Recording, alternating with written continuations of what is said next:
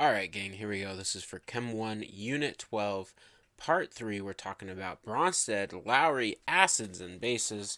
Super fun. Alright, so before we talked about Arrhenius acids and bases, remember Arrhenius said that acids were things, so this is the Arrhenius definition, acids increase the concentration of H3O plus in solution, and bases increase the concentration of hydroxide ions in solution. Now this is pretty nice, pretty easy to use because it's pretty easy to tell if it did one of those things. Now, but it's not very robust, and the problem was that there were several different things that had the same properties as acids or bases, respectively, but they did not match this definition. So according to Arrhenius, they would not be an acid or a base. Okay, and so the race was kind of on to establish, well, a different definition of acids and bases. And so these two guys, independent chemists, Bronsted and Lowry, he's just a really fun-looking guy, isn't he? So they kind of developed this same definition, and they did it independently, and both published in 1923. And because they did it at the same time, it's kind of one of those times where they both get credit for it. All right, it's kind of interesting. It doesn't happen very often, but it did in this case, and it's a more general theory than what was proposed by Arrhenius. Okay. Because what it allows us to do is all those things that acted like acids or bases before, that were not acids or bases in Arrhenius now are. So all Arrhenius acids and bases are Bronsted-Lowry acids, all right, and bases, but not all Bronsted-Lowry acids and bases are Arrhenius acids and bases. Kind of the same thing as like all squares are rectangles, but not all rectangles are squares. All right, and so this definition has kind of become the most robust general chemistry definition. There's a third definition that we'll talk about in the next video called Lewis acids and bases, which encapsulates all of it, but it's a little harder to work with, and it's it doesn't have different applications, and so we kind of skip the hardness of it in order to just kind of focus on the easiness, because that's what we're focusing on in general chemistry, because it matches all of our definitions. Anyway, all right, so Bronsted-Lowry acids and bases. They said that acids are proton donors. Acids are proton donors, and bases are proton acceptors. Okay, so in this reaction here, what you want to do is follow the anion. Remember, the anion is the negative ion. So you got your chlorine here. Your chlorine goes from here to here. All right, and your oxygen would be your anion on this one, and it goes from here to here. And so what we're going to do is we're going to find out what happened to it as one side to the next. So your chlorine, as it went from here to here, lost a hydrogen. So that means it would have had to have been a proton donor. So therefore, the HCl, the hydrogen chloride, or the hydrochloric acid, would be the acid, the Bronsted-Lowry acid. And if we look at the water as it goes from here to here, it's going to gain a hydrogen. It went from H2 to H3. All right, so therefore it accepted a hydrogen, so therefore it would have to be the base. So the Bronsted-Lowry base in this reaction would be our H2. All right, not too bad. It's just follow the anions, count how many hydrogens it had before and after. All right, now what if we went in the reverse reaction? Okay, so we're going to go from chlorine, again, follow the anions. Chlorine goes from chlorine to hydrogen chloride, all right, and then the oxygen goes from the hydronium to water. Now your chlorine, okay, in the reverse reaction, is going to go from no hydrogens to one, so it's going to act like a base. So the conjugate base, and we say conjugate, this is going to mean the backwards reaction, so we'll say this is the reverse reaction. All right, so we're going to throw that conjugate in there to signify that we're talking about the reverse reaction. So that chloride anion here is our conjugate base, because in the reverse reaction, it's going to act like a base. All right, and then the conjugate acid, well, our hydronium, when it goes from here to here, it's going from H3 to H2. So it's going to lose a hydrogen, okay? So that means it's a proton donor, all right? And so therefore, the H3O plus would have to be our conjugate acid. Now, so in our forward reaction, so if we were going to label all this guy out, let's get rid of these guys here. Remember from before, this was our acid. Okay, and this was our base. This is now our conjugate base. All right, and this is our conjugate acid. All right, so when we're looking at this guy, this went to this, and this went to this. And the pairing of these guys is called a conjugate pair, conjugate acid-base pair. So the hydrogen chloride, or the hydrochloric acid, and the chloride anion are an acid-base pair. And the water and the hydronium are an acid-base pair. All right, the acid will always go with the conjugate base, and the base will always go with the conjugate acid.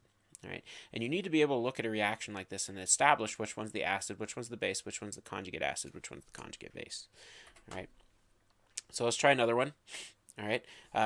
Identify the acid, base, conjugate base. We got ammonia, water, ammonium, and hydroxide. All right. So we're just going to follow the anion. So the anion is the nitrogen, and then the oxygen's here. All right. So ammonia, as it goes from here to here, is going to gain a hydrogen. So therefore, it would have to be a base because there's a proton acceptor. All right, and then that means that its pair would have to be the conjugate acid, so that would be the NH4. And we can double check this. As the NH4 goes from here to here, it's donating a proton. So it's donating a proton in the reverse reaction, so therefore it would be our conjugate acid. All right, and really this should be a equilibrium arrow like that. All right, and then we can look at water. Well, water, as it's going from here to here, is going to be losing a hydrogen. All right, so that means it's a proton donor. So that means our water is our acid. And then from here to here, it's going to be gaining a proton, so that means it's going to act like a base, so that means our OH minus is our base. Now, one thing that's interesting is you can see that here our water acted like an acid, but if you remember here, our water acted like a base. So water can act like an acid or a base, and so it can. Water is an interesting phenomenon, and we call this amphoteric. An amphoteric molecule is something that can act like an acid or a base. Is my face blocking that? Yeah, it is. All right. So it acts like an acid or a base. Okay. Now, mono and polyprotic acid, this should be pretty easy. Mono means one. Okay, mono means one, poly means many. Okay, so you can have monoprotic acid and polyprotic acid, diprotic acid, triprotic acids. Essentially, that prefix on the front of it is just telling me how many hydrogens can lose. All right, so all these guys are monoprotic acids because they have one hydrogen. There's your one, there's your one. Now this guy's kind of tricky. This is your acetic acid, but if we were going to look at this, how this is structured, we could draw this out. In our Lewis dot structure, and we could figure this out together, but I'm going to save us some time and just tell you this is the Lewis dot structure for acetic acid. Notice that these hydrogens here are all equally attached to the carbon. They're not easy to come off, but this hydrogen right here, this guy is easy to break off because these oxygens are very electronegative. They're going to steal those electrons, so this hydrogen comes off very, very easily. All right, now because this guy comes off very, very easily, all right, you end up with just one acidic proton. All right. Now, if the acid has more than one hydrogen that it can lose, it's polyprotic. So here's some diprotic acids. So sulfuric acid is diprotic because both of those guys are able to come off. Carbonic acid is diprotic. Both of those can come off. Phosphoric acid is kind of an odd duck. He's triprotic. He's got 3 hydrogens that can come off. All right. Now, one thing to keep track of is that polyprotic acids always lose their hydrogens one at a time, just one at a time. So, so like the first hydrogen that comes off tends to come off a lot easier than the second and then the third hydrogen. Right. So in this example here, this is sulfuric acid. And remember, sulfuric acid is one of our strong acids.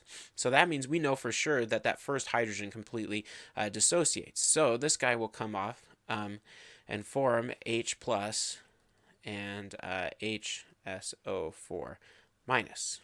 Okay, now the second one is when this guy here will act like an acid again. So on the second step, you have HSO4 minus.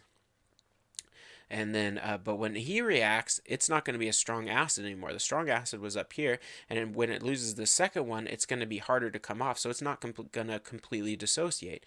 So you end up with an equilibrium arrow here, and then it's going to form that H plus and sulfate ion on the other side.